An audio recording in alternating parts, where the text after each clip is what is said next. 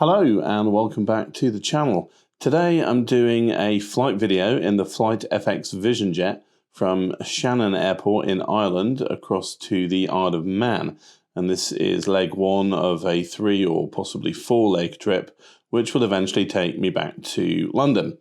But I thought I'd do this a little bit differently this time and do a kind of behind the scenes or how the sausage is made sort of video and show you everything that I need to do to actually get set up for a flight like this, including all of the bits of software that I need to use, how I set them up, and everything really I do from completely cold and dark on my entire simulator to get to the point where I can film a flight video, and then we'll actually take the flight video from there over to the Isle of Man. Now, I'll put chapter headings in, so if you want to skip straight to the flight bits, you can.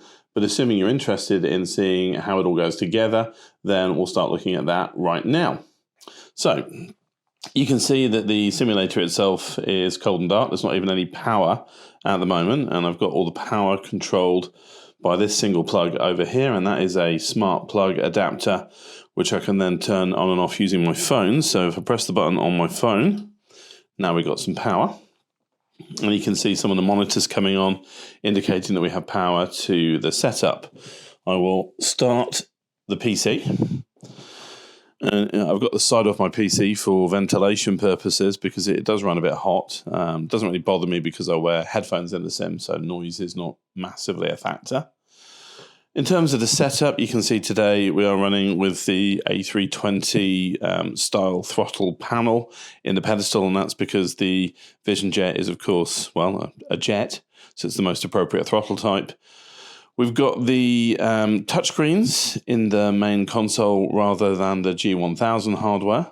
And again, my sim is relatively modular, and the next version will be significantly more modular, which allows me to adapt to the different setups.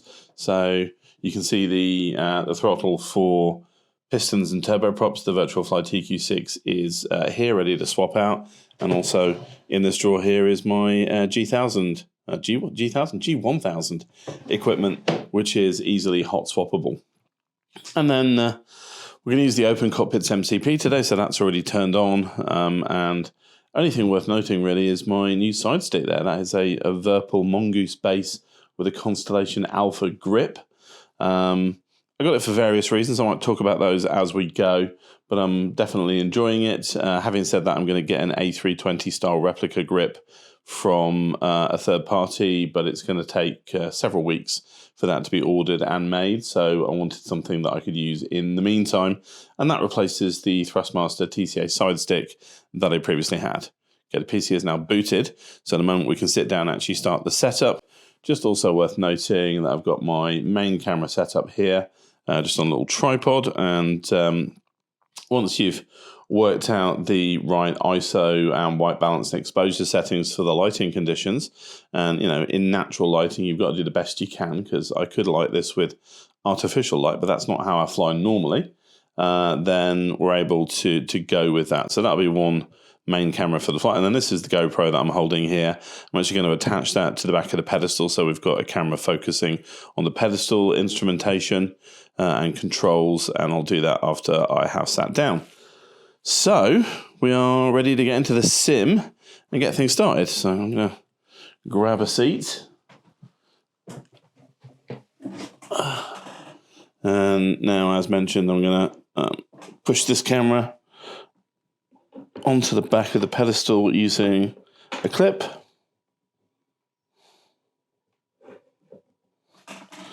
And I'll check the camera view.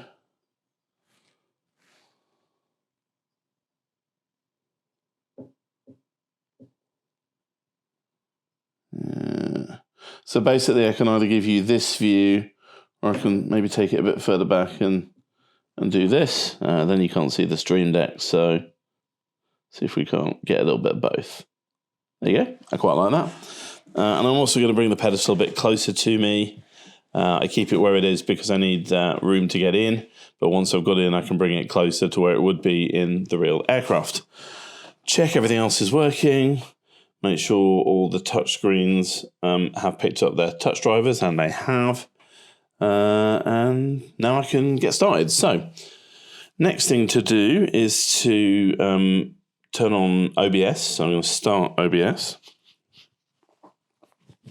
OBS is the software that I use to capture the screens and the output of the sim. So that's now running. And then I can start the recording. So let's just make sure we're on the right screen. And then we'll start the recording. And then I just need to sync the audio. So I'm going to put my headset on. I'm not using the headset mic feed for the audio on this video. I've got a separate mic on because I've been having problems with microphonics on this headphone. But I do need that to sync all of the audio. So what I'm going to do is just clap my hands to replace a clapper. I've got a clapper, I just don't know where I put it. And that will be my sync point for all of the audio tracks. So there you go. Okay, so let's switch over to the OBS view as the primary view, and we can see what we need to do next. We're on the right scene, so I'm just going to minimize that. So the very first thing I'm going to want to do is to start the simulator, because that by far takes the longest to start. So double click on my Microsoft Flight Simulator icon, and then that's going to start the Steam client. And once the simulator is starting up, then I can close the client. It just basically minimizes it. And you can see that the sim window has now appeared on the main monitor. It's going to skip the usual trailers for Asobo and Black Shark AI. That's because I've got Parallel 42 Striper installed, which enables you to skip those. No offense to either of those companies, but I don't want to see those trailers every single time I start the game. It's very console-y, and I am not playing on a console. We go to the checking for updates screen, and then Striper again will kick in, and instead of the regular kind of advertising shots, particularly for the Dune DLC at the moment, it's going to show me a series of maps and overhead shots of airstrips, I think chosen essentially at random, and there's a percentage counter at the top right of the screen there. It's accurate in terms of the percentage loaded, but don't expect it to be a linear progression. We're not halfway through loading. I can promise you it's going to take quite a bit longer than that. So let's leave that to do its thing. Right, so we're going to need SPAD next. SPAD next is the cornerstone of my cockpit. It's how I do pretty much all of my device automation, so I always need that running. So we'll let that boot up, and I can see that the MCP briefly came to life, which tells me that it's working, and we can minimize that. Going to need this, which is FS2FF. That is a program which will take the output from the sim and rebroadcast it to my iPad, so I can connect ForeFlight and do flight tracking and traffic tracking on ForeFlight. Minimize that. That will just connect automatically when the time comes. You need this program, which is something I wrote to control the lighting in my cockpit. That lets me control it with keyboard shortcuts. So if I do Shift Control K and 7, you can see that the main lighting's turned on. Shift Control M and 7, it turns off. What I then do is get SPAD to generate those key presses in response to events from the sim or from controls like buttons. And that gives me light automation. It's the best I could do without a way of plugging in my own custom drivers into SPAD. If anybody knows a better way to do that, do let me know in the comments. Okay. Right, next we need a flight plan. Now, I'm going to do this in Simbrief. I already have the plan in Simbrief because I've flown this in practice before. But in the interest of showing you, how everything is done from scratch, I'm going to start with a new flight. So my fake airline code is BRT, which in the real world I think is or was a fairly obscure charter company. My flight number is 007 because I like weak jokes. We're going from Shannon, EINN, to Isle of Man, Douglas, EGNS. alternate will be Manchester. I'll let it do that automatically. Aircraft type is the SF-50 Vision Jet. I've not flown that on the channel before, but it's a great aircraft. I've had it for about a year. Just got a fairly significant update, and I'm going to grab that in the sim before we actually start. FlightFX Executive Airframe, that just is the loading profile. Also, apologies for the occasional audio blanks. I've got a very, very sore throat this morning. Hoping I haven't got the you-know-whats for the second time. My ATC call sign today will be Flyer 10. Yeah, we'll do it that way. I mean, you could read that as Flyer 10, but it won't. And the registration of the aircraft, because again, I like silly jokes, is Golf Hotel Oscar Sierra Tango. And I think everything else is good. The route, that is the standard route. That's the route that I would pick anyway. And the weather is the current real-world weather, which hopefully doesn't look too bad. So let's generate that. When it's done, Simbrief Downloader, which is also running, will offer me to save those files. So those have been saved. Let's just check. Well, my departure runway is going to be... I always forget where to find that. Is it in the flight plan?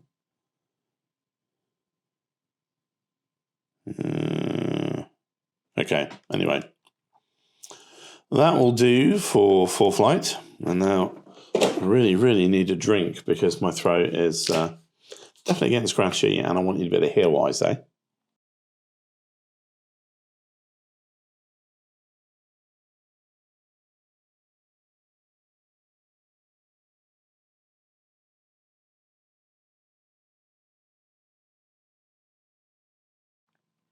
Okay, sim is still loading. One thing I want to do, bring up LittleNavMap. Now, I don't use LittleNavMap for flight tracking because I've got ForeFlight, but it is useful for a number of other things. So let me just load the flight plan that we just created. There you go. So this is the flight plan without the procedures, which is fine. That's what I want. And I want to make this available on ForeFlight so I don't have to retype the whole plan.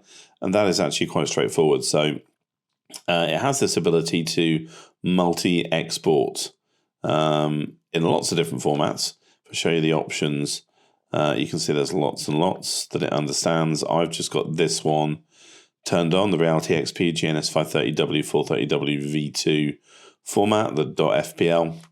That's a format which ForeFlight can understand. So I'm going to say export selected formats, and that's now been exported into a folder on my machine. I'm going to make sure that OneDrive is currently syncing, which it now is. And that will then synchronize those files over to OneDrive on my iPad. I can open the iPad. Go to the OneDrive client. It sees the file. I'm going to say open it in another app and ForeFlight, and then the route will appear in ForeFlight. There you go. So without procedures, I'll need to put those in once I know what those are. Okay, so that is ForeFlight taken care of. Now we need to wait for the sim to finish loading, and then there's a couple more things that we need to do in terms of opening other programs before we go flying. Okay, so there the sim is. I'm going to go to the world map. I'm going to load the flight plan. And that's in Documents, Flight Plans. There you go. So you can see that ForeFlight has inserted some procedures for me. So it's telling me I should be going runway 06 and the Diger 3A 06 departure. The approach is going to depend on the weather in the Isle of Man, of course, but assuming the winds are consistent, that's probably going to be, I think it's 08, which will obviously determine the approaches that I can use. Let's look at the aircraft we've got selected. So we've got the Vision Jet G2 selected. Now I mentioned there is an update to that. So let's go to the marketplace and see if we can pick it up. For some reason I'm not getting the marketplace menu. Oh yes, I remember. Sorry, it's been ages since I did this. I need to go to the content manager. You can tell how often I buy things from the marketplace. Right, update available 2. Yeah, so there are in fact 2 updates. I'm just going to grab the Vision Jet, the P2006T I can get later on. Okay. Now, hopefully this won't take very long, but you probably know that there's been a lot of moaning about download speeds in the sim on the forums. At the moment, it's managing a mere 2 megabits, which given that I've got a gigabit connection is pretty poor, but it should ramp up speed in a moment.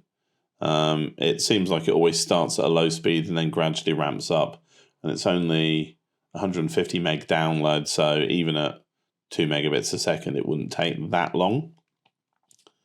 Fast enough that we can do it in real time, and I'm not bothered about editing this bit out. Again, this whole video is about how the sausage is made. There you go. It's just taken off. And now it's done. Right, that is done finally. Let's go back to the world map. Should remember my flight plan. Yes, it does. Right, I need to pick a parking spot at Shannon. So we're departing runway 06. So I'm going to park just here at gate 39. Obviously in the real world, you wouldn't park a private jet there, but that will do for now. That's almost certainly going to cause some minor problems with ATC, which I'll explain when we get there. And although it's not showing my parking spot here, it's still showing runway 06. It has seen that has been assigned.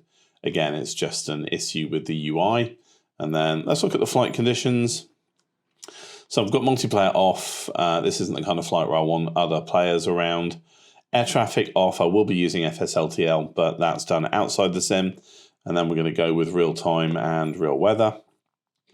It's about 8:30 in the morning in the real world here. And I think Ireland is on the same time zone. Gosh, it's shocking that I don't just know that.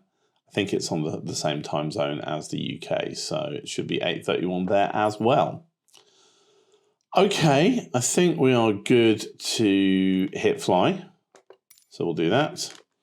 And I'm going to maximize the window.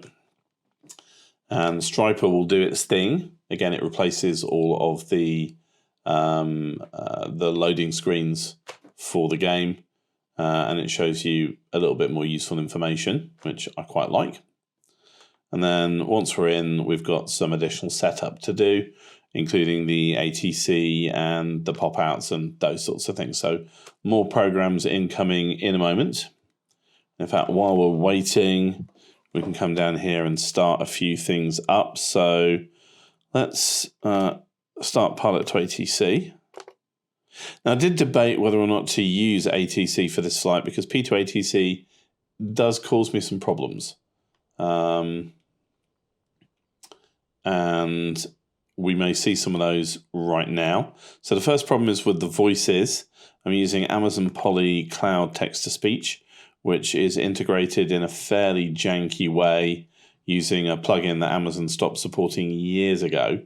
And sometimes when your client is .NET, as P2ATC is, it doesn't start normally. So I'll hit the test button and we'll see if we get a voice. This is Amazon Poly, we do. Okay. British English. Amy, Neural, I will be your co-pilot for the flight. Genuinely surprising because most times I have to restart pilot to ATC 2 or 3 times to get it to work. It's great that it works now. It has been known to just stop working in the middle of a flight. Hopefully that will not happen to us. All right, well then I'm going to import my flight plan into P2ATC. It's going to import it. So it's got Peleg as the waypoint. That would be the end of the SID if we were going off runway 24, but we're not. We're going off runway 06. So I can either let ATC assign me the departure as part of my clearance, or I can pre-pick it. let's YOLO it and let them pick it for me. So I'm going to validate the flight plan. That's gone green, so now it's valid, and then I can file it once I've connected it to the sim. We'll do that in a minute. So next thing is to start the pop-out panel manager. And that'll let me do all of my pop-outs. Now they will come up cold and dark, so you won't see much happening. But I'm going to hit the start pop-out button, and then we'll watch it do its thing. Now I'm not going to touch the mouse. It's very important that you don't touch the mouse while this process is happening. So it's going to reset the camera view to somewhere where it can see all 5 of the screens, popping the PFD, MFD, and then the 3 GTCs. And it's put those on various windows around the place. When it's done, it will minimize, which is done. Okay, so you can see 1 pop out here on the center screen, 2 on the lower screen, but these aren't much good without the bezels to control them. So for that, I'm going to need Air Manager. So let me load Air Manager.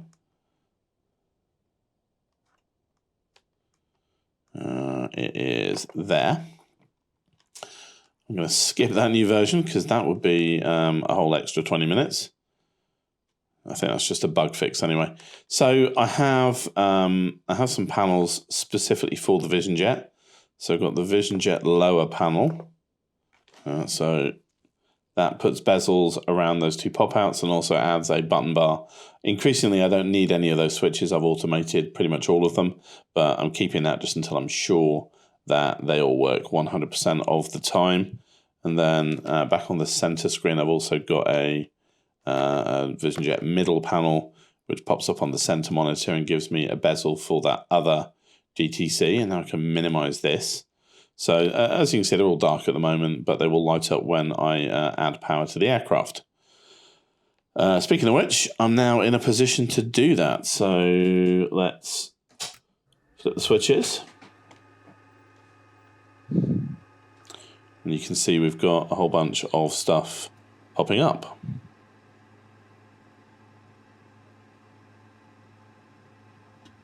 Okay, let's go to this view so you can see everything in one place.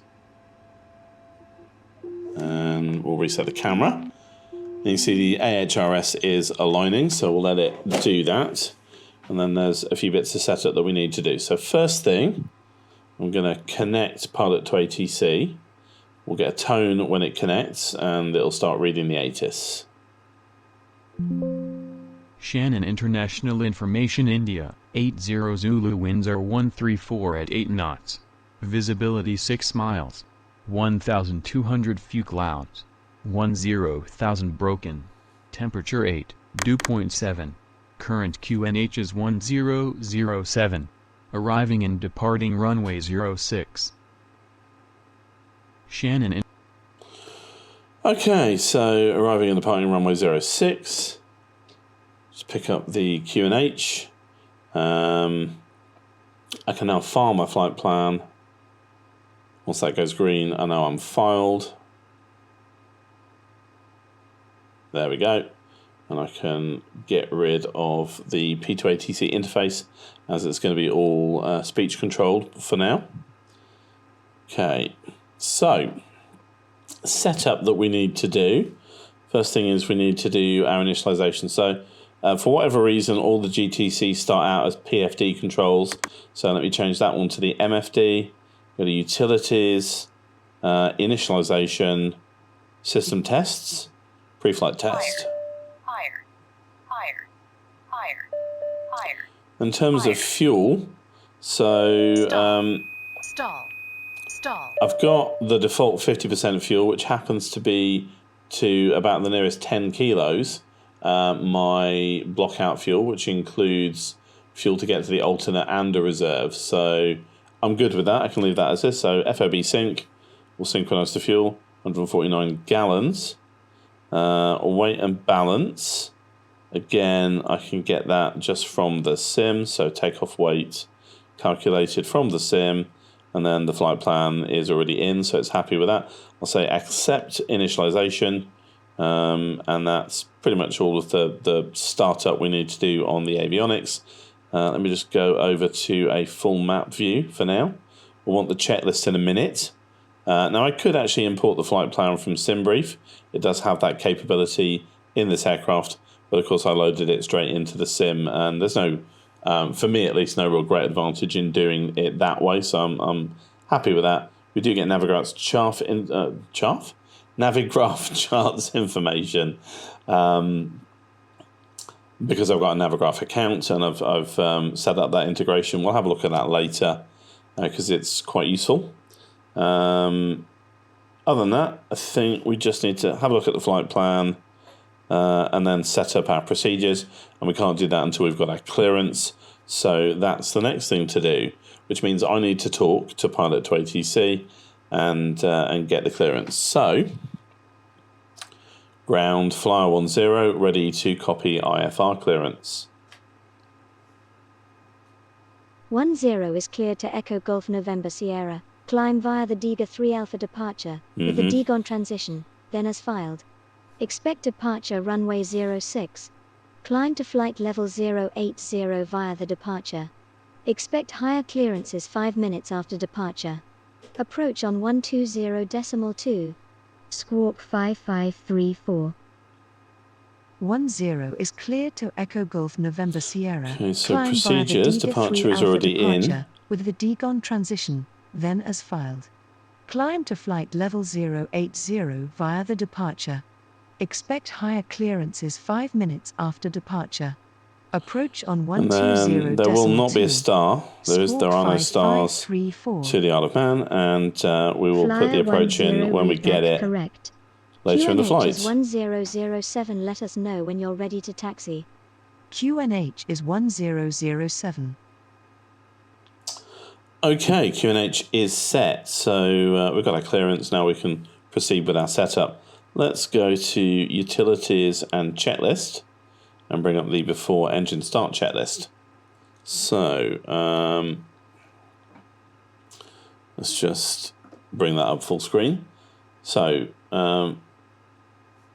pre-flight inspection is complete. Door is latched. Let's just double check that that's the case. The easiest way for me to do that is just to pop outside. The door is indeed latched. Oh, that's interesting.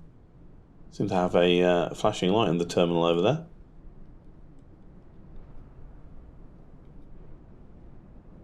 I'm pressing the wrong button, aren't I?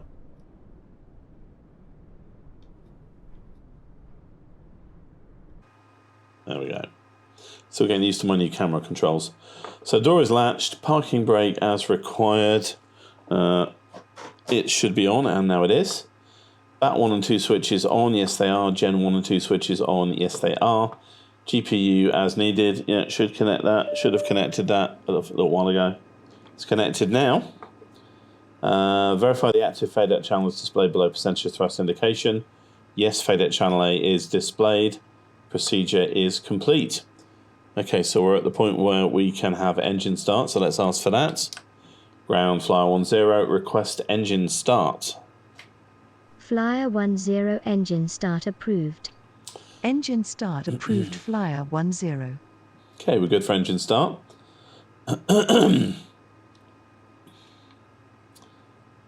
Sorry, another coughing fit there. So, strobe lights on. Now, we don't have any beacon lights on this aircraft, so that's what we do in lieu of a beacon. CAS messages check, nothing concerning. Thrust levers to idle, yes. Brakes to hold, yes. Engine knob to run. So, I've mapped the engine start knob to this control here, the Engine Master 1 switch. In the real aircraft, you get a rotary knob that goes from stop to run, and then you've got a button which will either start or stop the engine. So I've got the knob mapped to this and the button mapped to this. So if I bring this up and over the gate, that's turned on the engine knob to run. You can hear the fuel pump is running. So fuel pump check. Verify fuel pump on advisory CAS is displayed. It is.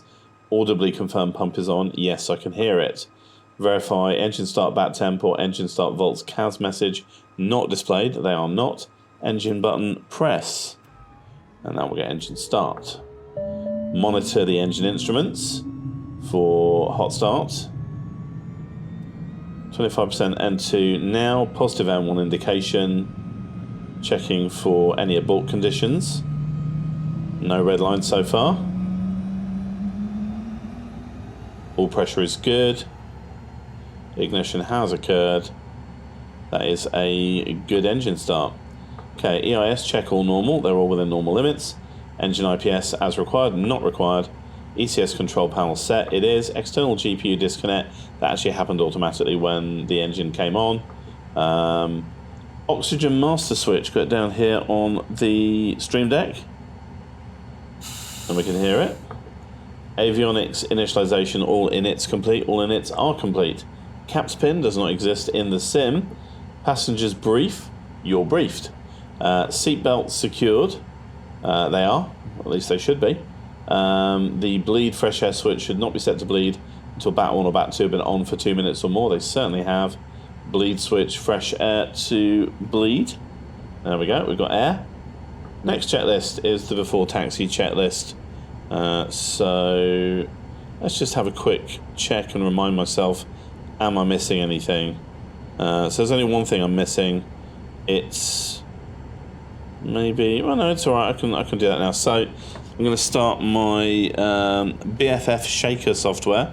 You can't really see the icon, it's just down here underneath this, but I can start it. And this is the software that drives my base shaker card and my base shaker, which is installed under the seat. I'm going to pick the heavy jet profile, which is the closest to what I've got. I really want to create a light jet profile, and I'm just going to dial the gain down a little bit, just so it's not objectionable, 60%, and I'll turn it on. And now I'm getting a very light butt kicking, which is just enough, I think, and we can minimize that. Okay.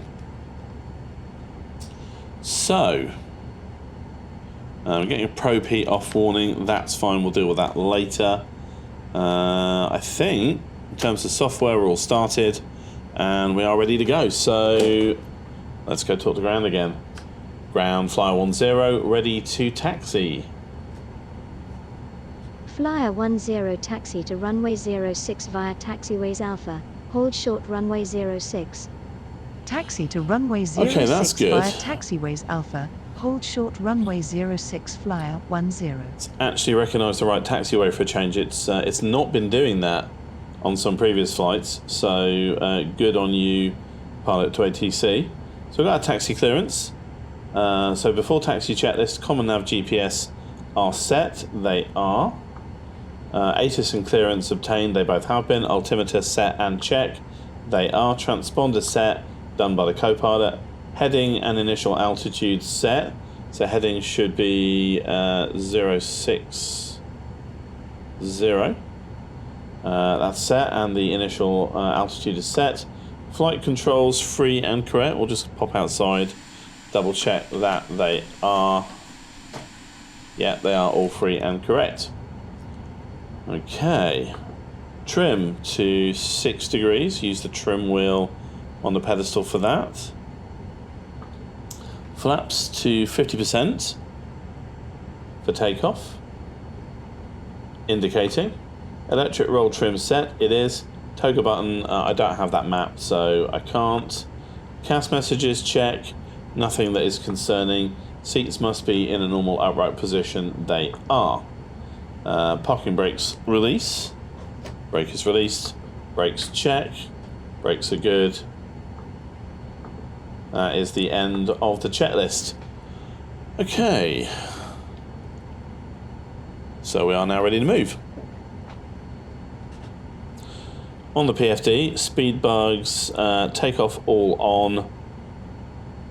So I've got them on my speed tape, and everything else is good. So nav and taxi lights can go on. We are ready to move the aircraft. We'll apply some power and just spin around in place rather than worrying about a pushback. Obviously, in the real world, at a gate, you would not be just turning around, but then I wouldn't be at this gate in the first place.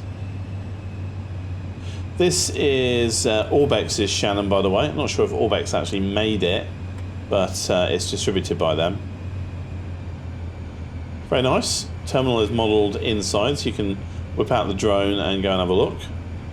Taxiway Alpha is to my left here. So I'm just going to turn left at the end of this line and we'll head to the runway. Weather is darkening up a little bit. Should be okay still.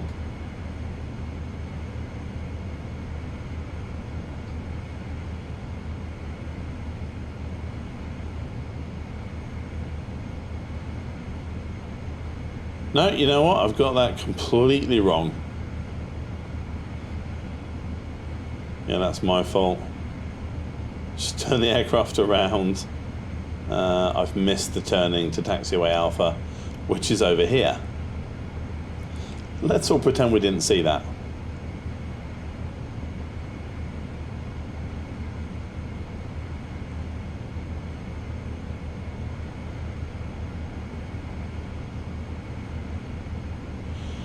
The taxi lights on this aircraft are not particularly bright. I mean, I think if it was really, really dark, I could see stuff, but I'm not really seeing anything on the ground right now, and it is a little bit dim. I do wish they were a bit brighter, but never mind. We are now finally on Taxiway Alpha.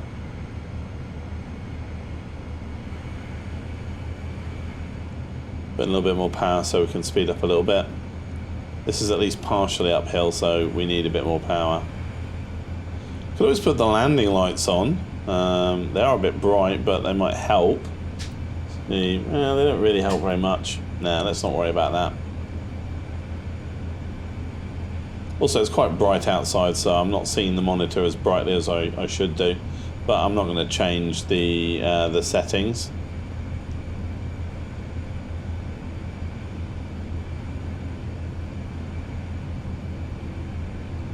So I'm going to be using my side stick to control the aircraft, because in real life the Cirrus is controlled with a side stick. It's not like a traditional side stick, it's a Cirrus style like the SR-22, and this aircraft has a huge number of similarities with the SR-22 in many ways. Advise when ready for departure. I would say that Flyer 10. that it's basically like a jet version of the SR-22. Let me just pull up to the line here and we'll do the full takeoff checklist. So, departure briefing is complete. Landing lights as required, they'll be on when we're on the runway. Pro peak switch goes on. Can't have it on the ground for more than 5 minutes, which is why you leave it until this point. Engine IPS switch as required, not required. Wing stab IPS switch, not required, and should be off.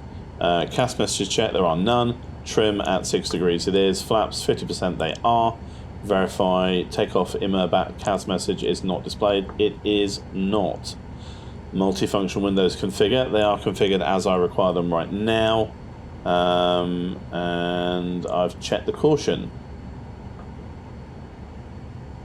Okay. So the takeoff checklist is next. We can do that in a minute. Flyer 10, ready for departure.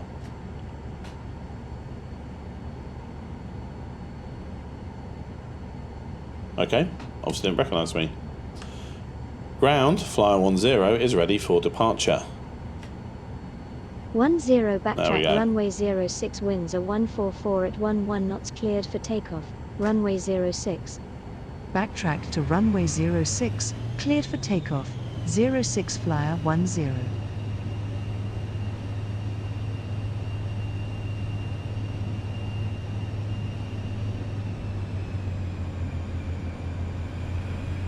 Not sure if it's as aggressively uphill in the real world as that, but that required a bit of power. And then we've got a distance to backtrack. But I am cleared for takeoff straight away once I get there.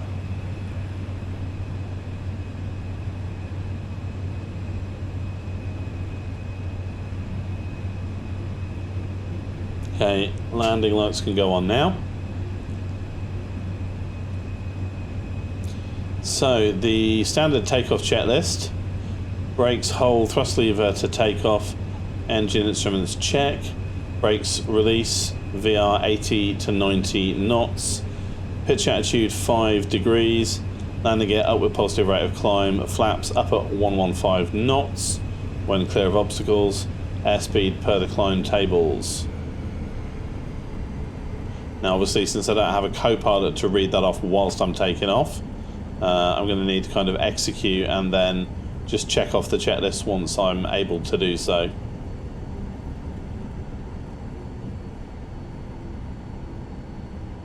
We're going to turn around. I can do it pretty sharpish, so I don't need the full turning circle.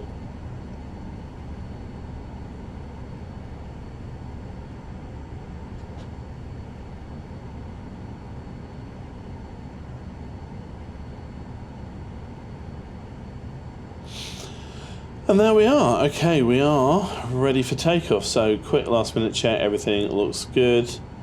Flight director is on. Pre-arm heading select, pre-arm VS at 1,000 feet per minute, which will get us our 5 degrees. And everything else looks good. Auto throttle will be armed after takeoff. And all the lights are configured as they should be. All the instruments are configured as they should be. Flaps are correct. I think we're good to go. Okay, so let's go. Brakes are held. Thrust lever to take off power. Check everything looks good on the EIS. It does. Release the brakes. We are rolling.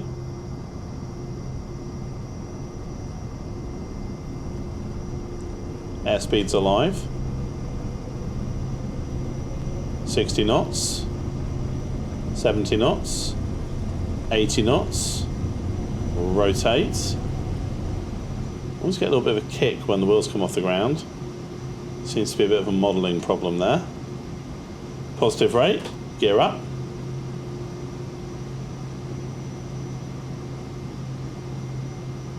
We are a little bit more nose up than the checklist says, but you know what? I don't regard that as a problem. 600 feet autopilot comes in.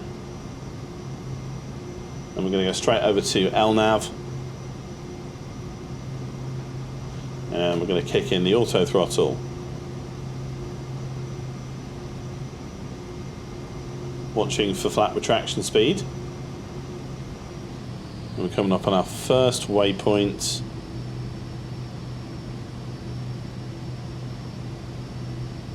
And we are now in nav mode.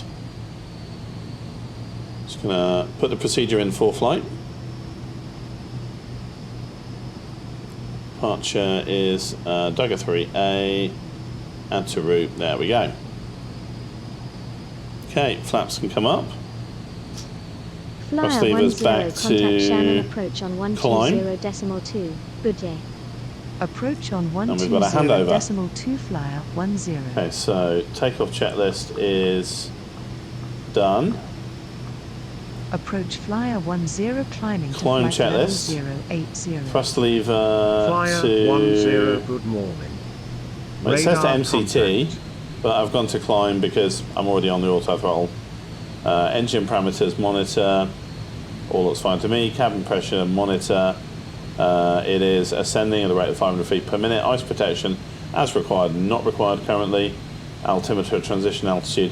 It is 5,000 feet here at Shannon because this isn't America. And unfortunately, there's no easy way to set the baro directly. I'm sure there's a command that will do it. I've just not found it yet. So I'm just going to duck into the virtual cockpit and do it that way. Eventually I will fix that. A little bit of cloud, but I don't think any icing. The outside air temperature is still positive. So there's our climb checklist done, and we can now get rid of the checklists for the moment. So we'll go to a full map. All right. Passing 3,200. Going to go with flight level change mode now.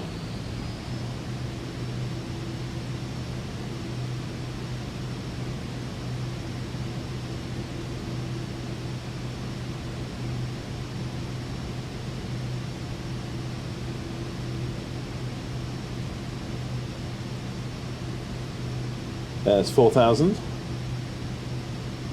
So we are well and truly on our way.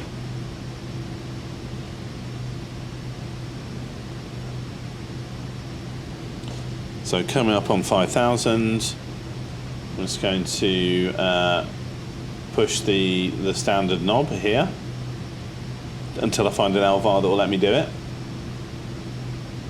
That's 5,000 feet. Push the knob.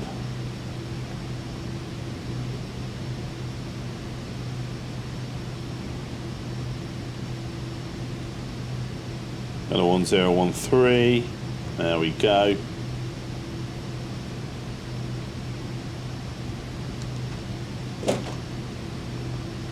And we'll have the taxi and landing lights off. Okay, we are now en route. Flyer 10, climb to flight level 130, contact Shannon Center on 132.15. Enjoy your morning. Climb to okay, just to level climb up to 130. On 132.15, take care, flyer 10. And I'm just letting the FMS manage the speed profile for now. Let's take a look outside the aircraft. Center flyer 10, climbing to flight level 130. Flyer 10, good morning.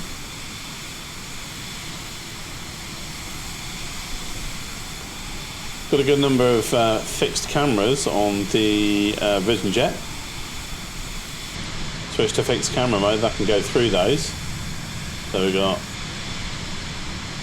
all these cameras. Pretty good for cinematics. If I were doing a montage on this flight, which I'm not, this would be good for those. Gives you a good look at the aircraft though. Quite pretty. I would sort of compare it to a Swallow, which is kind of cirrusy. All their aircraft have that kind of snub nose almost. You get some interior shots. Got a window seat here. You can sit and watch the pilots. You can look at the exit door. You can sit in the left-hand passenger seat. And then you got finally this view here. And then we go back round again. Okay, I got some icing, so we'll have the de-icing protection on.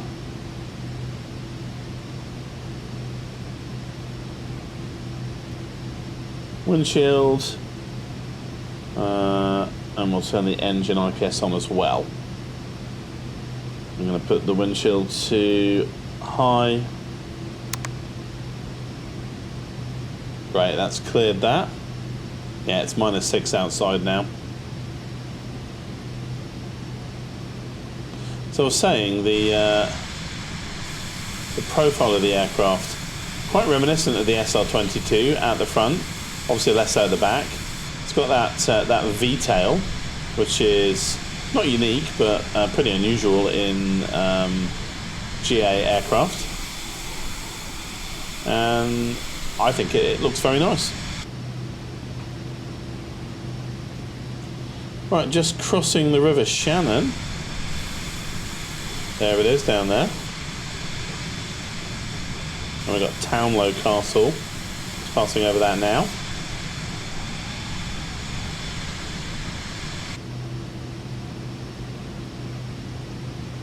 And we've got 8 miles to go to Digan or Digan.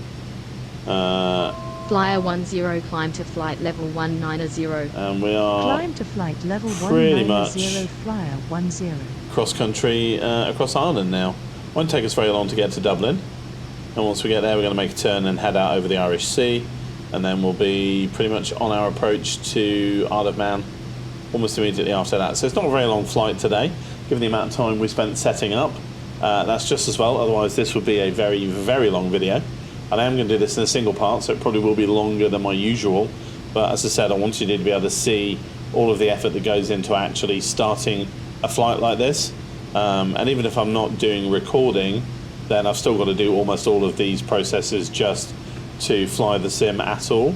And really, there's not much that I can do to further automate any of these processes. So it's just the cost of doing business in this kind of setup. I'd imagine if you had a more complicated cockpit setup, it might take even longer. So something to bear in mind if you are looking for immediate gratification. A cockpit setup might not necessarily be what you want. Okay, let's just go to the cruise checklist.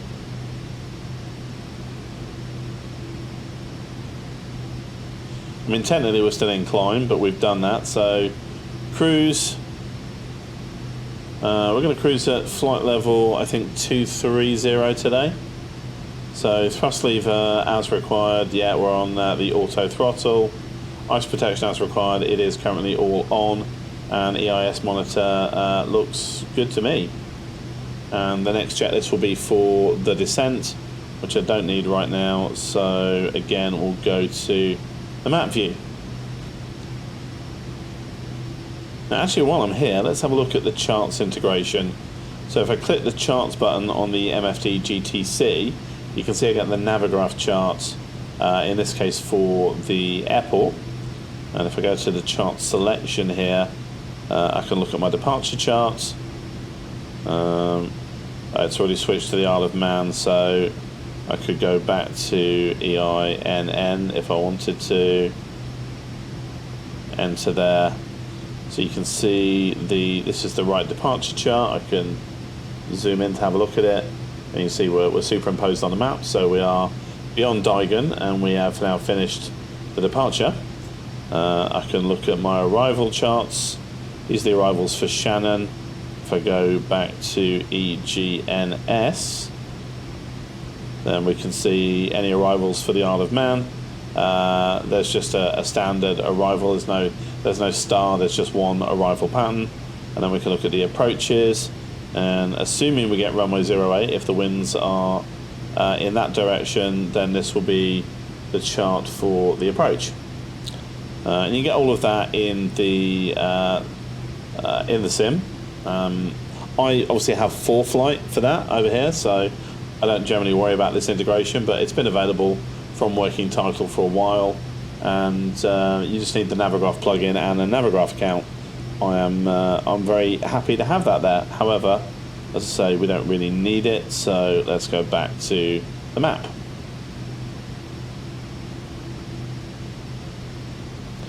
Still doing only 165 knots in flight level change mode.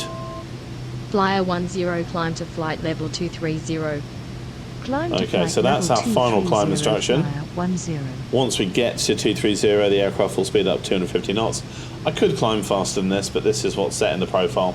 Didn't really see any need to change it since it's not a long flight. Next waypoint is Pelican, 26 miles. And then after that it's Dub, the VRR at Dublin. We should be able to take a look at Dublin on our way past. And then we're heading out over the Irish Sea.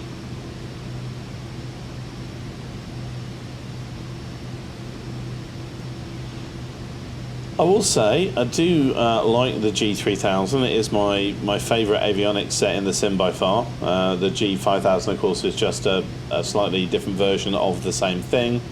And I do like the Cirrus Perspective version, which doesn't have the soft keys on the PFD or the MFD. If I was flying, say, the TBM or the Honda Jet, both of which have the regular G3000, I'd need to use the Air Manager bezels so that I get the soft keys along the bottom here. And that would mean that these displays would be smaller on the screen, which I don't like. I am at some point going to create a soft key button bar that I can put on the bottom of these monitors, so I can have that in hardware. That's a future project that I will document on the channel that's going to bring together all my different fabrication skills and capabilities that I'm building out right at the moment. But the Perspective doesn't have that. It's all managed by the GTCs, so we get these as close to full screen as they can be. The actual displays in the real G3000 system are 16 by 10. These displays are 16 by 9, so we've got black borders at the left and right side. We can't completely fill the screens up, but you know, that's fine. It's mostly there. And in the real world, these are not touch screens, so I don't have to touch the screens at all.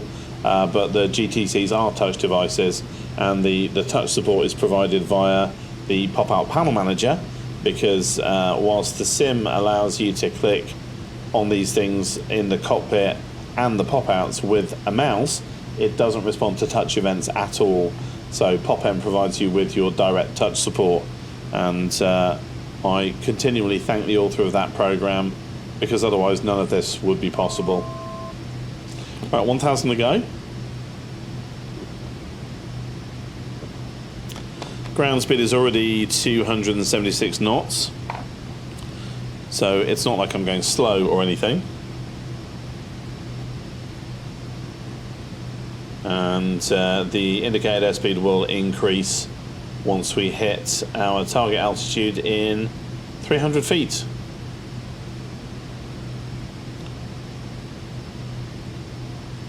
Got a CAS message saying stall speed high. It's not a warning, it's just a message. Yes, in this configuration my stall speed would be high, but we're not going to go anywhere close to that, so that is not a problem. By the time we get down and considering stall speed for real, the stall speed will be low, because this aircraft can actually fly at a pretty low speed with the flaps. I think with full flaps the stall speed is 63 knots. So, you know, you can fly this thing in at 80 knots very comfortably, which for a jet is pretty good.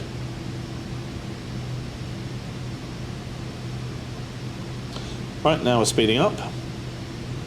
Although to be fair, we'll be on our way down fairly soon. So in terms of the control setup today, you've seen pretty much all of it, but I've got my A320 style throttle for the engines. There's the trim wheel here for the trim. Engine start panel I have here. I'm going to build a new version of all of this with backlit panels. There's a whole series of videos coming on how to make backlit panels. But I mean, it's a long series, because I'm having to do a lot of work just to get the capability to create backlit panels. So do tune in for that series if you're interested in that. But if you're looking for a one and done video on here's how you create backlit panels, that's not what I'm doing. There are other videos on YouTube that will show you those techniques. What I'm showing you is how to actually create the capability to do it using laser cutters and laser engravers and other techniques, and then actually demonstrating how it's done towards the end of the series. So keep an eye out for that. Just going to turn on the headphone simulation. Probably should have done that after takeoff, actually, so it's less noisy in my ears. So this is just the effect of noise cancelling headphones. I've got my stream decks down here. You probably just see the top of those. I've got those mapped to various buttons as I documented in a recent video. And then I've got my speed brake and flaps assembly, which I took from my ThrottleTech throttle here, and they function very nicely now after they've been tweaked. I've got Air Manager panels on this screen. I've got the SATEC switch panel here. There aren't really enough switches on this switch panel for all kinds of aircraft. Fine for this one, because it actually has fewer lights than a traditional aircraft, traditional GA, but there are many occasions where I want a lot more switches than this, so I'm going to build my own custom switch panel in the new sim, coming probably later this year or maybe the next year. I don't really know where we're going yet with that. And then the open cockpit MCP. Now obviously this is a Boeing MCP, so it's really designed for people that are building 737 cockpits. But the thing is, it's generically adaptable to most autopilot scenarios. So if you look at the actual autopilot controls for this aircraft, there we go. That's a little bit aggressively large, but you can see what I mean. All of those bar one are represented as buttons on this controller. So heading nav, approach mode, the heading knob, the autopilot switch, command A here. Flight director, there's a switch for that. There isn't a knob for the wing leveler. I could potentially bind that to an unused button on here, and there are a couple of those, but I haven't bothered. There is the down-up control for vertical speed. There's flight level change. There's a VNAV button. There's a VS button. There's an altitude hold button, and there is an altitude select. So all of those are represented here on the MCP, and that just provides an easy way for me to control the autopilot. Now, I would like a Garmin-style autopilot panel, and in the next sim, I'm hopefully going to either get one or make one, and again make it a swappable module. This is not really swappable in any sense, but in the next cockpit I want all of this stuff to be modular so that I can just pull this out, maybe even get an Airbus style FCU, so that if I do start flying proper airliners, I've actually got the right control unit for that. But that's definitely a very advanced situation. But the Garmin autopilot panel I would definitely like to have. I know Aviatech make one, but I don't think it works generically with things like SpadNext. So it might be something I need to consider fabricating for myself, and I have to see if there's any plans out there for that. But otherwise, the Open Cockpit's MCP does the job, and I've got a little switch here which will turn it on and off. So if I'm not using it, I can disable it, and then it doesn't do anything. But obviously, switched on for this flight. Okay, we are 24 miles just over to Dublin. So I can already see the coast from here. So Dublin is already in sight, but we'll have a closer look when we get a bit closer to it. And then I'd expect to maybe start getting my descent instructions not too far after that. We'll just have a quick look at Pilot to ATC and see when it thinks we're going to start descending. So top of descent after Dublin. And then it wants me at flight level 180 by Liffey. So I guess, yeah, we'll be getting the descent instruction before too long. To enable things a little bit more smoothly, what I can do, if I go to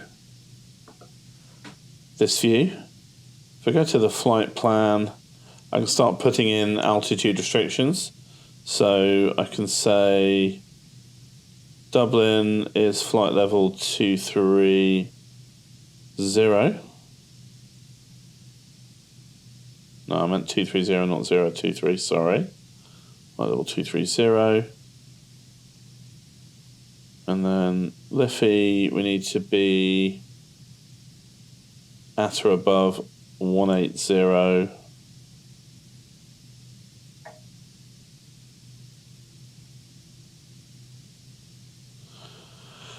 And Mac Flyer 10, expect the ILS approach to runway 08 with the Ronnie 1 transition at Isle of Man. Expect the ILS approach to runway 08 with the Ronnie 1 transition flyout 10. Alright, I'll put that in momentarily. Flight level 045 at Pepeg. And then everything else will be done with the approach. So now I can enable VNAV and I will get a top of descent indication from the sim, which hopefully will be close to what ATC is going to ask me to do. I won't actually enable automatic descent on the VNAV. I'll wait until I'm told. Okay, so procedures. Approach, it's ILS 08 with the Ronnie 1 transition, and we will load that. There you go. So, yeah, all that's good for the VNAV. That looks fine. All right, now we'll just sit back and wait for ATC to tell us to descend, and we should be good. Right, we're arriving at Dublin. Let's pop out and have a look. It's going to get loud, so get ready.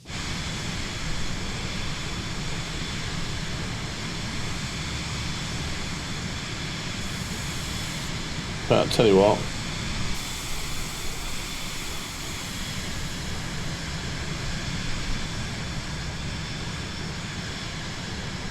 So there's Dublin City and Dublin Airport down there. I've not been to Dublin, so I've never been there in real life, but I understand it is a very pretty city. Hopefully one day I will get to go. Okay, we're making our turn at Dub and heading towards Liffey. So TOD should be in 3 minutes 10. So we'll see if ATC catches up with me. I can request my descent from ATC if I want to, but I'm just going to let them guide me. But the whole VNav capability is really great. I think in all the Garmin avionics, you know, if you're pre-cleared to just descend at pilot's discretion, then you can let it manage pretty much everything for you, which takes the workload off, particularly on single pilot operations. Right, we're now over the Irish Sea, just, and we can see the Isle of Man over to the left there if you look, so we're really not that far away at all.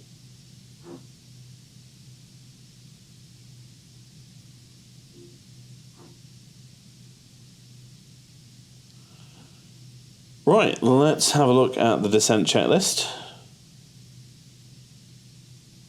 Flyer 10 descent across Ronaldsway at 3,000 feet, then descend via the Ronnie 1 transition for the ILS approach to runway 08 across CF08 at or above 2,000 feet. QNH is 1010 at Isle of Man.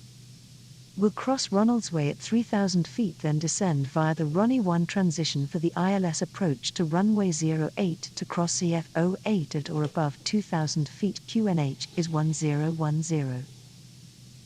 Okay. So I can just let VNav do its thing now, which is what I was hoping for. So top of descent is coming momentarily. Right, anyway, descent checklist. So let's say thrust lever as required. Yes, it's in climb, which isn't the detempt for this aircraft, but it will do there.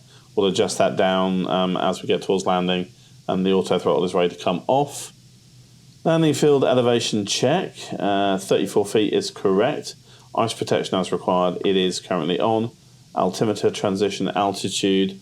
Local setting at EGNS, transition at 3,000 feet, so pretty low down. Seats and seatbelts secure. You are all buckled in there, right? So descent checklist is complete, and approach checklist is next. Back to the full map. Top of descent in 28 seconds. We'll just make sure that happens. I can see the chevron coming down to meet us, the magenta chevron there that indicates the vertical track. And we're just going to make sure that we follow that. Program to descend at 250 knots indicated, or as close as the aircraft will allow. You can hear the auto throttle is spooling down a little bit because we are now descending, so we would ordinarily pick up speed. And again, it's great that I don't have to manage all of that. I mean, sometimes you want the challenge, but sometimes you just want to be able to go, hey, you handle it, and I will sit back and look at the scenery.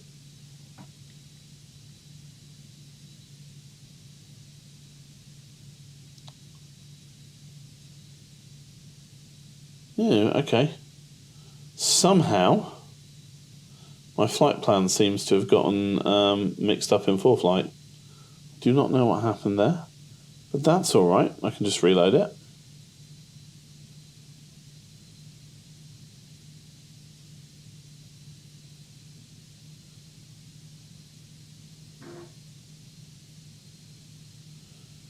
Same procedure as before.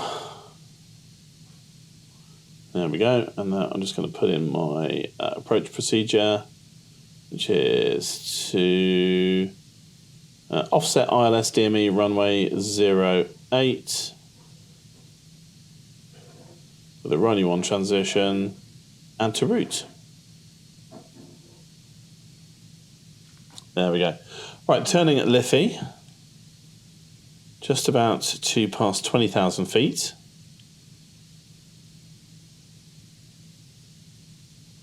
And there is the Isle of Man dead ahead of us.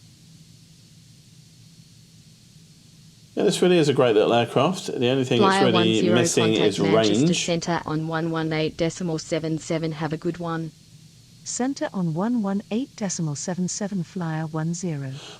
will admit, with the ATC, I'm missing any kind of radio effect on the voice. I'm not sure. There probably is a way to do that with something like voice meter. Honestly, I'm just waiting for Beyond ATC, which will do all of that. Feet. Flyer 10, good morning. As I was saying, yes, I do like this aircraft. I wish it had more range, but you know, it's a small single-engine jet, so I don't think I can make it all the way from Shannon to Newcastle, which is my next stop, in one hop. So in the real world, you would probably need to come down. I could certainly have made it all the way to Manchester, which might have been a better stopping point, but I fancied the Isle of Man because, well, again, I've never been there, and Douglas Airport is quite interesting. So, and again, I've got payware scenery for Douglas, so, you know, why not use it on the stream, because it looks better than the default. Right then, so we're descending to hit 8,000 feet by Macux. We were instructed to be at 4,000 feet by Pepeg, I think. Let me just double check the chat log there.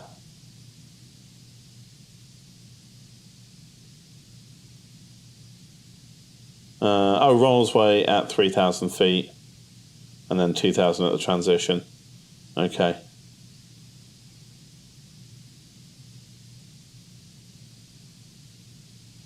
Rollsway is not actually on my plan.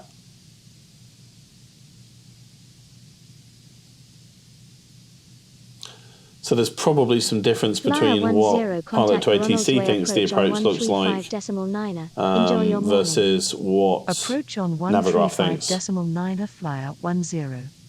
I'm not going to bother overly about that. Approach flyer 10 descending to 2,000 feet. Flyer 10, good morning.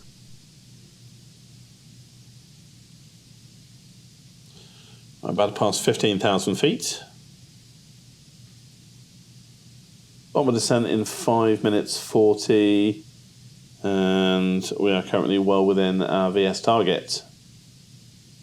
So all looking good so far. Should be on the ground within probably about 10 to 15 minutes. Landing at 0939 UTC. It's currently 0926. So yeah,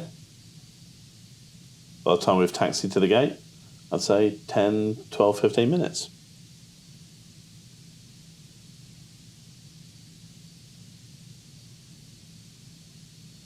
So I hope you enjoyed this sort of slightly behind the scenes look at what it takes to do a flight video.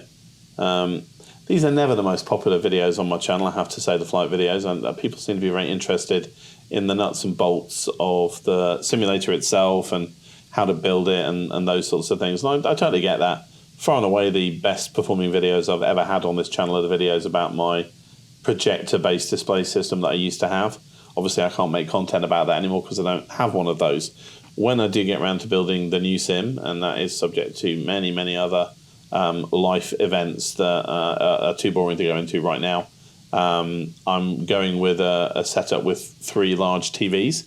So it's not going to be the same, but again, I should be able to do some techniques videos about how you build that kind of environment and how you set it up in the flight sim and how you get the best performance and those kind of things. But I can't do that content until I get there. So for now, flight videos are very much temporary sim with one single screen. And whilst that's a different, and in some ways, if we're being honest, inferior experience to the old setup, there's still much about this that is better than what I had before, mostly because of the sim and the new capabilities that we have around avionics, etc., that I didn't have in the previous sim. So I certainly see it as a positive development, but I appreciate that maybe the flight content is not necessarily that interesting for all of my audience. So hopefully that doesn't mean you are enjoying this video, and you will come back for the next one. Right, well, we can definitely see the Isle of Man now. Getting close. We've got 7.8 miles to Macux. We should be at flight level 80. 080, and we are well on target for that. And there's probably no more interaction with ATC until we are down at 2,000 feet, which isn't going to happen for a little while. So let me bring up the approach chart for you. So this is the approach, and you can see we're going to enter at where is it? D82? No, not D82.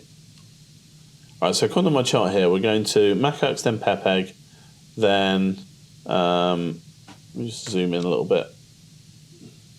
Yeah, then the initial fix, which is just marked runway. Yeah, there we go. Oh, Ronald's Way. Oh, that's why. Okay, so Ronald's Way is on my approach. I just didn't realise it. RWY. So, yeah, we enter the approach at Ronald's Way, and then we're making a big left turn, and then we're doing that teardrop-shaped approach back round to runway 08. Okay, so I'm making my turn at Liffey towards Macux right now, and so we'll be on the approach proper fairly soon.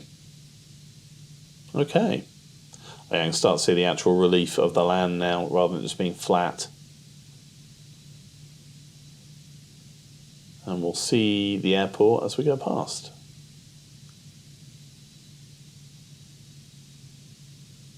There it is. You may be able to see it. I can just see the runway now. That is where we're going.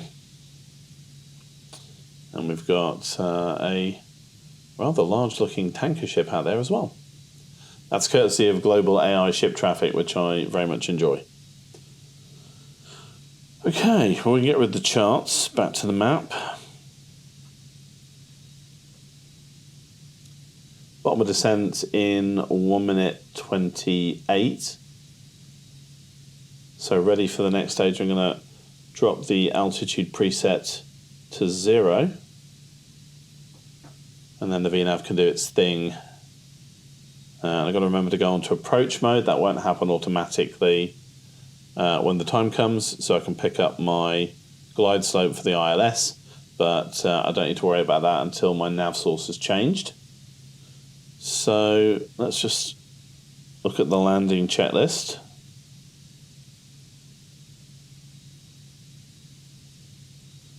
So approach checklist. Approach briefing is complete. You're all briefed, right? All seats must be in normal upright position. Yes, they are. Ice protection as required. It is on still because it's minus outside. Lights as required. Let's have the landing light on. Flaps at 50%. Not yet, don't need them yet. And airspeed to 140 knots. So when the auto throttle adjusts that, then I will go flaps 50%.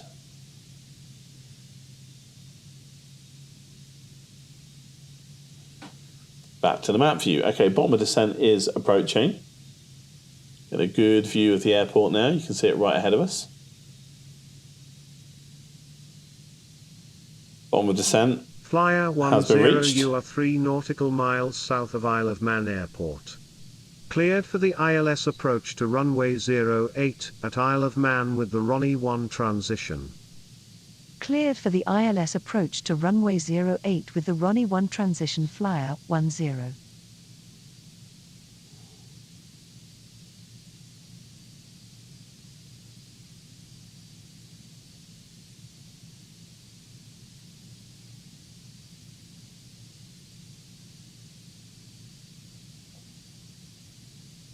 Okay, I think things may have gone maybe a little bit wrong here. I don't know. Got a feeling I should have been at 3,000 feet by now, but that wasn't what the flight plan seemed to think. Yeah. All right, well, I'm going to assume it knows what it's doing.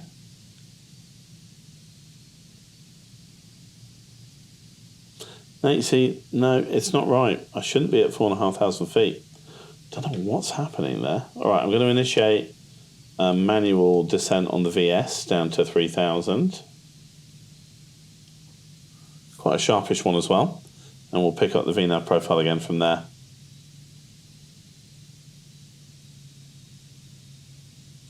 That may be a flight planning error on my part. Maybe I shouldn't have put in the constraint that I put in.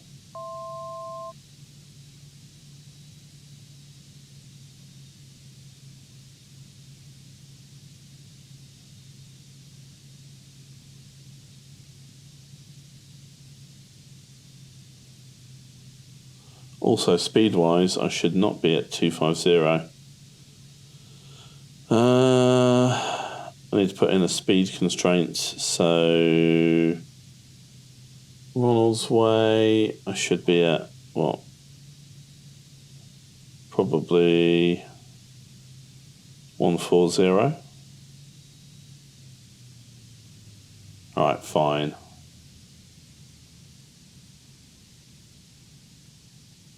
Never mind.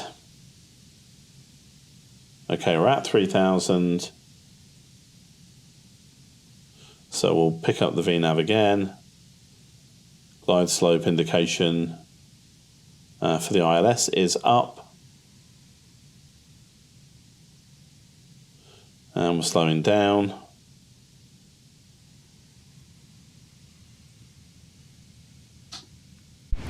Turn off the headphone sim so we can hear the engines.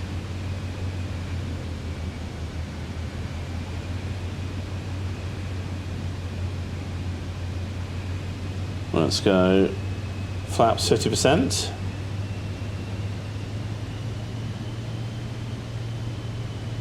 And we'll level out, and it's telling me top of descent is coming around the corner. So it looks like by adding in that constraint that I put in earlier, I may have broken the vertical profile a little bit. That's on me, that's my fault. Flyer 10QNH is 1010 at Isle of Man, contact tower on 119.0. Good day. QNH is 1010 tower on 119.0. So yeah, I didn't manage the speed as I should have done either. Tower Flyer 10 inbound for ILS approach runway all of that is fixed now. Flyer 10 continue ILS to runway 08 call when established on final. Continue ILS approach to runway 08 will call when established on final Flyer 10.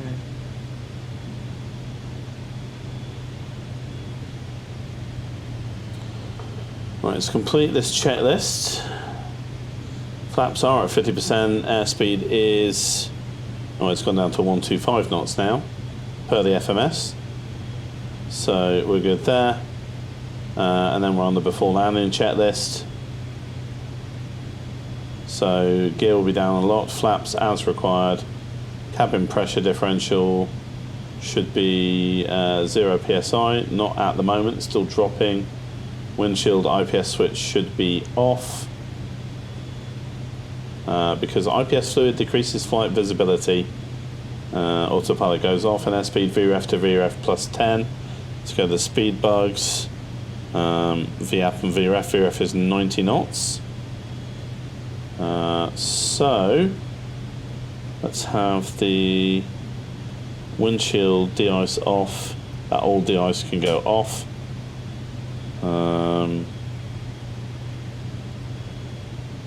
We're good to go.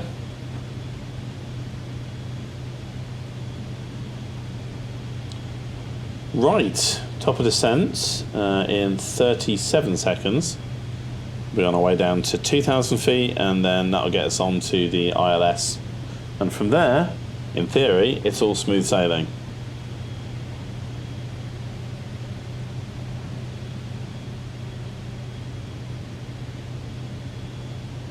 Making a slow looping turn.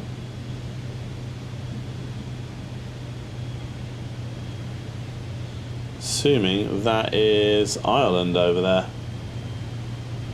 I can just see parts of the main island of Great Britain over in front of us.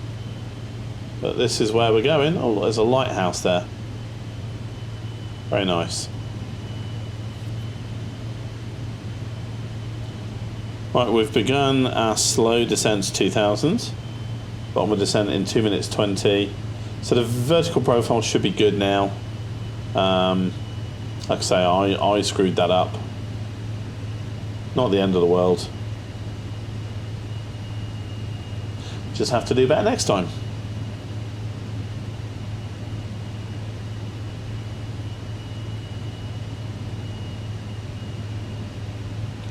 This is the time we were supposed to be on the ground, so we are a little bit delayed.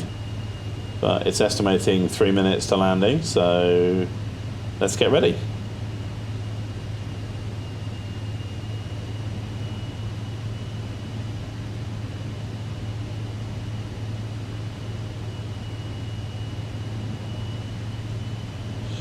We're going over to ILS fairly soon.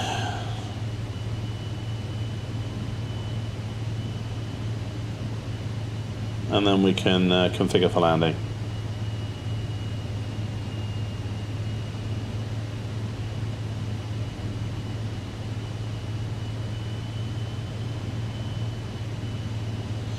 Now it's an offset ILS, which means that we'll have to do some last minute manoeuvring. So we're going to come in at an angle to the runway. You can see that we're sort of aimed at the threshold right now, and we'll need to make a left turn when we come off the autopilot. That'll add some extra excitement right at the end. But we can follow the guidance all the way down. We're on the localizer now, so let's arm approach mode. The glide slope is coming down.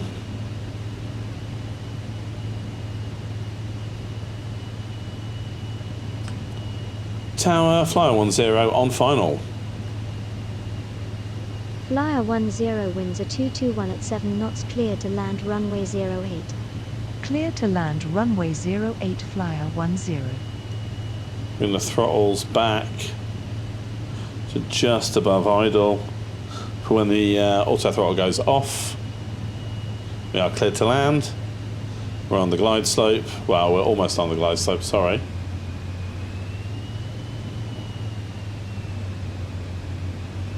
Now we're on the glide slope.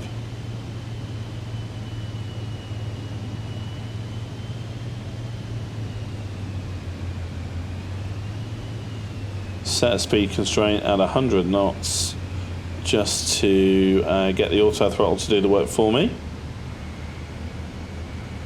Then we'll go 4 flaps in gear down. I'm getting a message for flaps icing. Flaps are indicating though.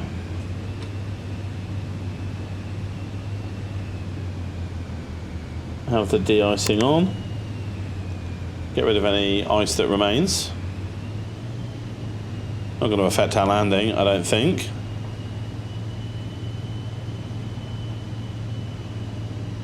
Passing 1300 feet on the radar altimeter.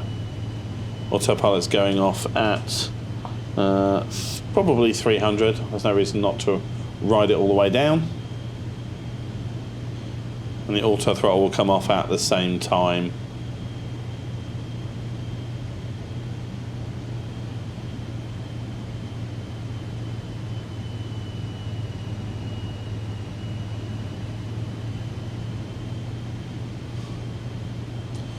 Thousand feet indicated, 930 radar altimeter.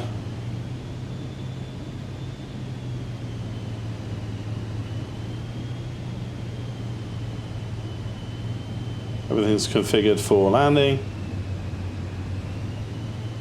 We're reaching minimums. 640 feet on the radar, 700 indicated.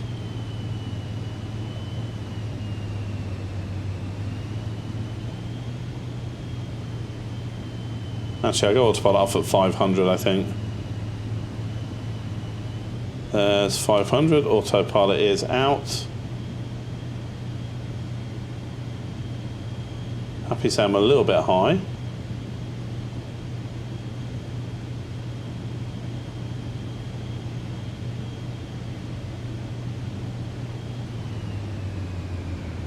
Throttles back to idle. Yeah, I'm definitely high. There we go. Don't dive bomb the runway though. I always find the nose on this thing likes to go up and down a bit faster than I would like.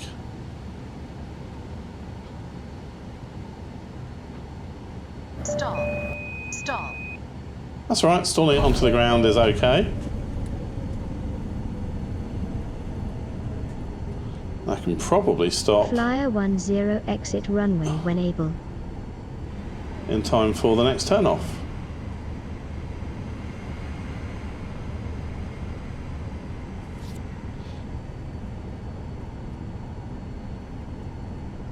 Oh, that's the runway.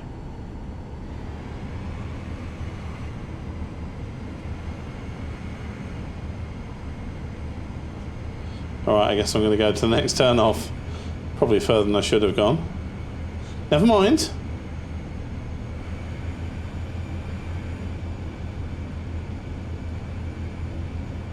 I was looking at the runway, not looking at the taxi diagram.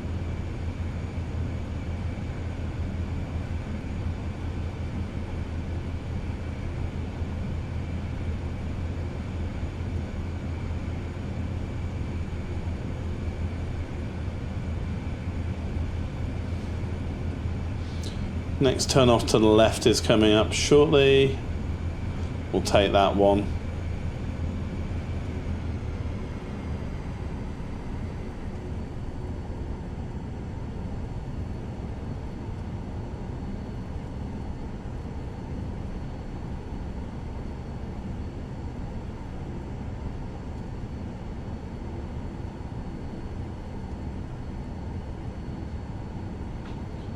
Landing lights off, taxi lights on, strobe lights off. Although technically I probably should leave them on since I don't have a beacon. Have the flaps up.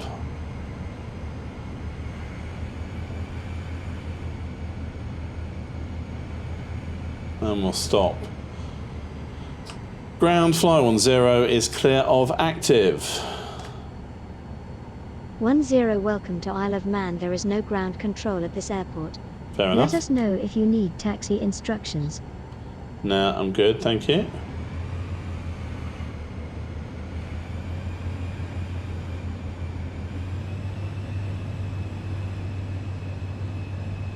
Not entirely sure where I'm going to park, I have to say. Especially as that taxiway appears to be... I was going to say, appears to be closed. And then those barriers have just disappeared. That's a bit weird. Anybody seen that before? Oh no, they're back.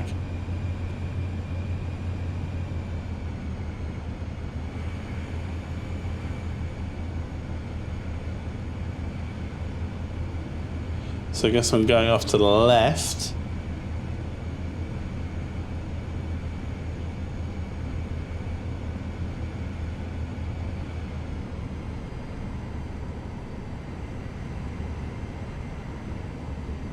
So in terms of that landing, I don't think I was actually supposed to stall it onto the runway, but if you're going to stall right at the point of landing, is probably not a bad point to do it. Obviously, a lot of GA aircraft you do stall it onto the runway. That's the expectation. So you know, is that the correct procedure for the Vision Jet? Don't know, probably not, but no harm was done.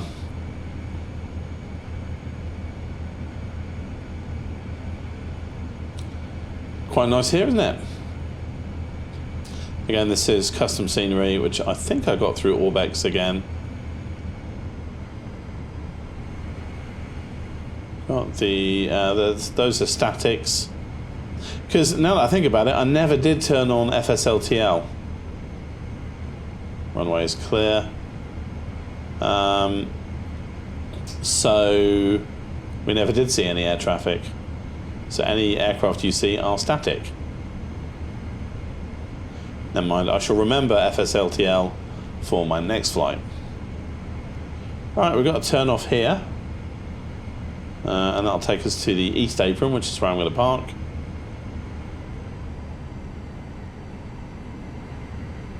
So, right on Foxtrot 1.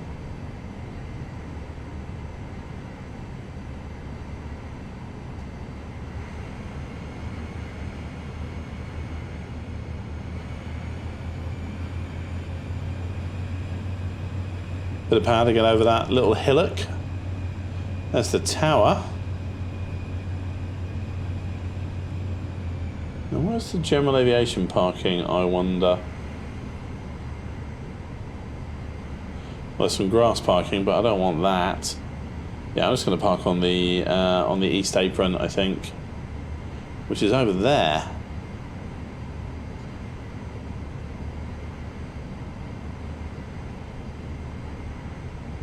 And one of those parking spots will do.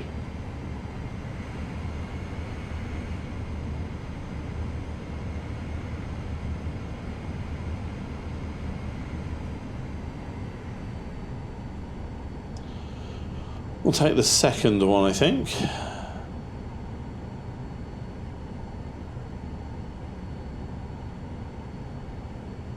This one here.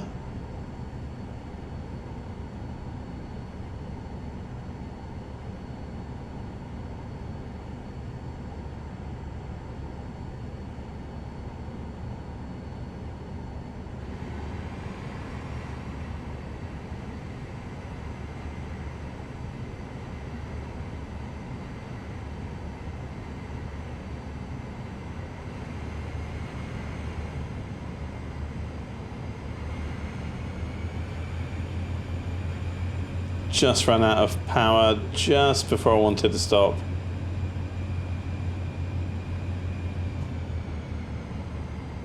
That's where I really wanted to stop. Okay, parking brake on.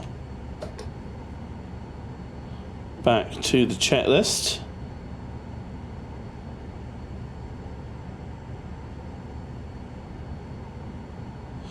After landing checklist, flaps are up. Wing stab IPS switch is off. Engine IPS switch as required. No, it's off. Probe heat switch goes off. External lights as required. Taxi, strobe lights, nav lights all go off. Brakes check. They're good and the parking brake is on. Shutdown. Thrust lever to idle. It is. Engine IPS switch to off. It is. Bleed switch to fresh air. Oxygen master switch to off. Lights off. They are. Engine knob off. To shut down. Engine button press. Engine shutdown. Wait for the N2 to go below 24%. And it is. Gen 1 and Gen 2 switches should go off. BAT 1 and BAT 2 switches should go off. And I've lost my avionics because the ground power's not on, and that's fine. Okay, shutdown is complete. I think we're ready to disembark the aircraft. So let's just...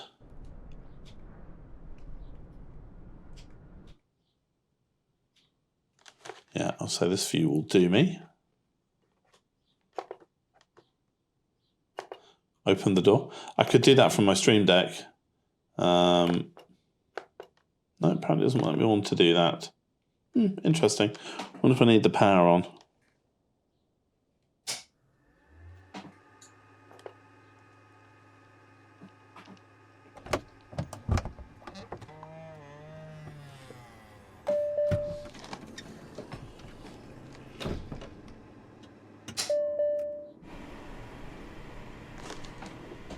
Alright, anyway, so doors open, we're on the ground. I think that will do us. So yeah, welcome to the Isle of Man, everyone. I enjoyed that flight, even if it didn't go 100% according to plan. And yeah, here is the FlightFX Vision Jet, nice aircraft. We're going to be flying it a little bit more on the channel. Next time will be a more conventional video, not a show you everything that happens kind of video, so probably a little bit shorter. Next leg will take us to Newcastle upon Tyne, back in the UK, and that'll be coming up in probably a week or so. So tune in for that next time. In the meantime, as always, I will say thank you for watching, and thank you for taking the time to watch my videos. It's all appreciated. If you like the video, it'd help if you click the like button. If you dislike the video, it'd help me if you click the dislike button.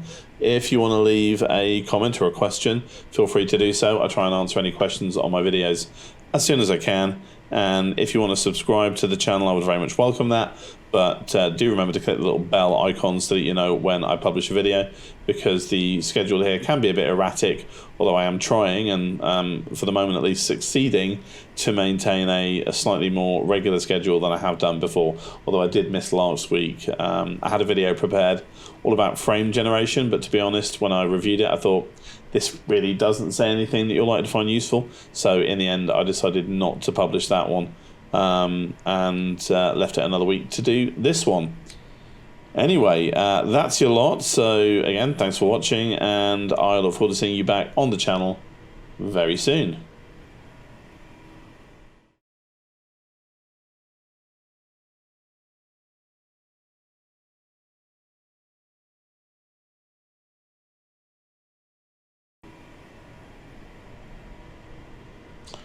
Okay, so in the interests of finishing everything off, I'll show you my shutdown procedure. So first things first, let's clean up the aircraft. Let's get the door shut. Passengers are off. I'm not GSXing it or anything. Let's turn the ground power off and take the power off to the aircraft. So now the aircraft is cold and dark. This is the point at which the chocks have been put out, and that just happens automatically, so I don't need to do anything for it. And then I just need to exit the sim and turn off the recording, etc. So that's pretty simple. Just go back to the main menu. And then down here I can start closing down things like Air Manager. So Air Manager will shut down. Pop-outs are already gone as I've gone back to the menu. The pop-out panel manager I can shut down, or it would have done it automatically anyway. FS2FF I can shut down. The base shaker software stopped automatically, I think, when I left the sim, or it may have crashed, one or the other. It's unfortunately been doing that. In fact, I can find out very easily if I start it and it doesn't appear. No, it does appear. Okay, so maybe it didn't crash. And then, last but not least, we just exit the sim. There you go. Now I can stop the OBS recording. So we'll stop that. And then I can close down OBS itself. Pilot to ATC. We can close down. Oh yeah, the shaker software was still running. I just couldn't see it.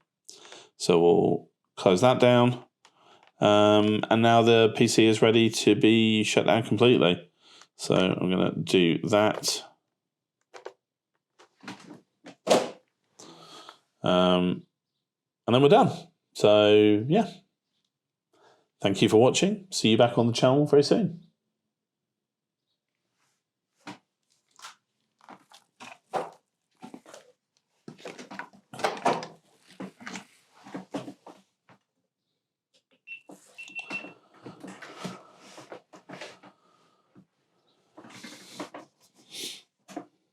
Alexa, sim power 2 off.